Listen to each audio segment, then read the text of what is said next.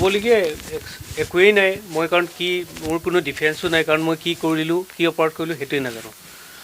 এটা গভীৰ ষড়যন্ত্ৰ হৈছে মোৰ কেছত, হয়তো মোৰ পদ্মশ্ৰী সন্মানটো আৰু মই অন্যায়ৰ প্ৰতি যে ভকেলি প্ৰতিবাদ কৰোঁ সেইটো কাৰণেই হয়তো আজি এই গতি হ'ল। কিন্তু মই বহুত তলৰ পৰা আহিছোঁ, মই নিগেটিভ 18 লাখছৰ পৰা আহি ইণ্ডিয়াৰ এটা স্থানত মই নম্বৰ 1 হৈছিলোঁ, আৰু মই সেইটোতে মই পদ্মশ্ৰী পাইছিলোঁ আৰু অসমলৈ আনিছিলোঁ।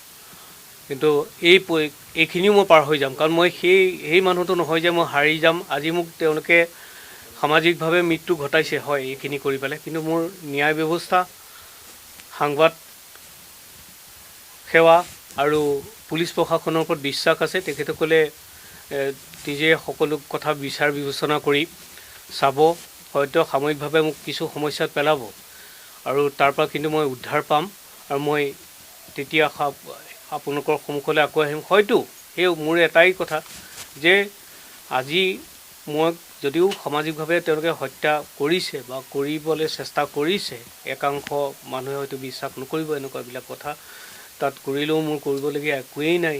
মোৰ কাৰণ এতিয়া মোৰ গাটো পাতি দিয়াৰ বাহিৰে মোৰ কোনো ৰাস্তা নাই। মই চাইলেঞ্চি এটাই অস্ত্ৰ মোৰ, আৰু মই একো কৰিব নোৱাৰোঁ, কাৰণ মই কি কৰিলোঁ তাকেই নাজানো। যি কি নহওক, মই এটাই বিচাৰিছোঁ যে মোৰ ব্ৰেইনটোতো মাৰিব নোৱাৰে, মানুহটো সামাজিকভাৱে মাৰিব পাৰে, আৰু মোৰ ব্ৰেইনটো কিন্তু গোটেই ভাৰতবৰ্ষৰ কাৰণে ইউজফুল হয়। বিকলাংগ মানুহৰ পৰা আদি কৰি গোটেই এই টেকন'লজি ডিজাইনছত গোটেই ভাৰতবৰ্ষৰ কাৰণে ইউজ হয়। দুৰ্ভাগ্য এটাই থাকিব, যেতিয়া মই জিকি যাম সেইদিনাখন হয়তো মই অসম এৰি মই সেইদিনাখন গুচি যাম, কিন্তু মই জয়যুক্ত হোৱাৰ পিছত মই অসম এৰি গুচি যাম এইখন জেগালৈ, আৰু মই দ্বিতীয়বাৰ মই ঘূৰি নাহোঁ। কাৰণ যিখন জেগাত এনেকুৱা ধৰণৰ সন্মানটো মানুহৰ শত্ৰু হৈ যায়, তো তাত আৰু ক'বলগীয়া একো নাই। মই কোন শত্ৰু বা কি সেইখিনি কথা মই আপোনাক ক'বলৈ নাযাওঁ, কিন্তু যেতিয়া মানুহৰ সন্মান আৰু প্ৰতিষ্ঠা যেতিয়া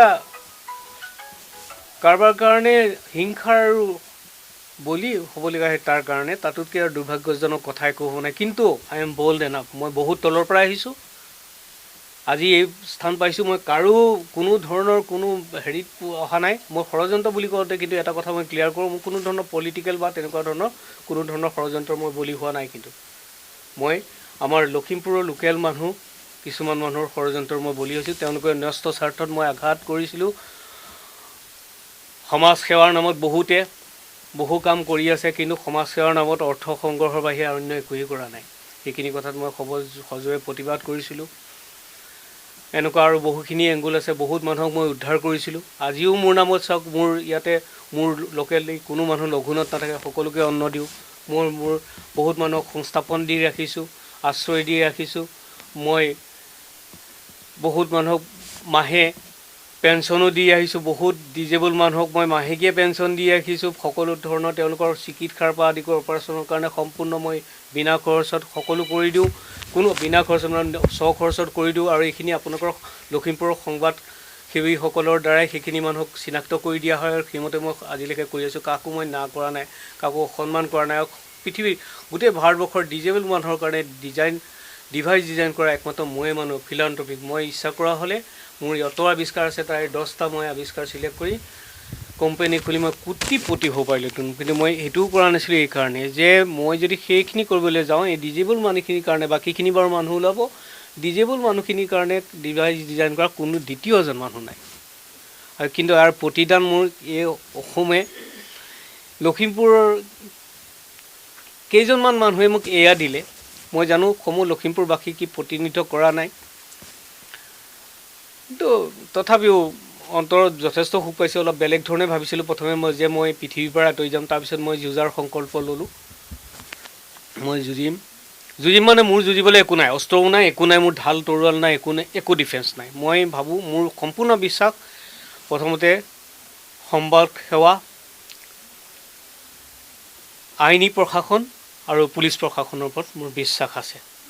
সকলোৱে ভাবি চিন্তি চাব, এই আইনবিলাক আচলতে সুৰক্ষাৰ কাৰণে বনাইছিলে, কিন্তু ইয়াক অস্ত্ৰ হিচাপে প্ৰয়োগ কৰা এটা প্ৰৱণতা যিটো, কিন্তু সেইটো ভাল কথা নহয়, এইটো ভয়ংকৰী।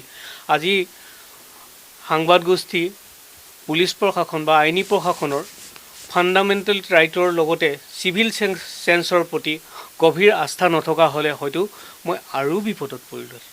মই তেখেতসকলৰ প্ৰতি মই কৃতজ্ঞ। ইয়াৰ পিছতো হয়তো আহিব মোৰ বেয়া দিন, কাৰণ বেয়া দিন পৰিলেতো সকলো পিনৰ পৰা বেয়াই আহিব। মই গতিকে বেয়াৰ কাৰণে প্ৰস্তুত হ'বলৈ মই চেষ্টা কৰোঁ। দিনে নিশাই মই এটাই চেষ্টা কৰিছোঁ যে মই কিমান বেয়া মই ষ্টেণ্ড কৰিব পাৰিম, কিন্তু এটা সময়ত তেওঁলোক ভাগৰি যাব, মই আকৌ উঠি আহিম, আকৌ যুঁজিম, আকৌ সেই উদ্ধৱলে, আকৌ এই অসমলৈকে, কিন্তু অসমীয়া হিচাপেতো মোৰ নামটো থাকি যাব। মই য'তখন ৰাজ্যতেই থাকোঁ, মোৰ কিন্তু স্থানৰ আকাল নাই, সকলোৱে মোক আদৰি ল'ব। ইয়াত দুৰ্ভাগ্যৰ মই বলি হ'লোঁ। সময়ে সকলো ঠিক কৰিব। মই কৈছোঁ সত্যটো সদায় জয় হ'ব। মই তাক লৈ অকণো চিন্তিত নহয়, মুঠেই চিন্তিত নহয়, মুঠেই শংকিত নহয়। কিন্তু এই সময়টো মোৰ পাৰ কৰিবলৈ বৰ কষ্ট হৈছে, বহুত কষ্ট পাইছোঁ।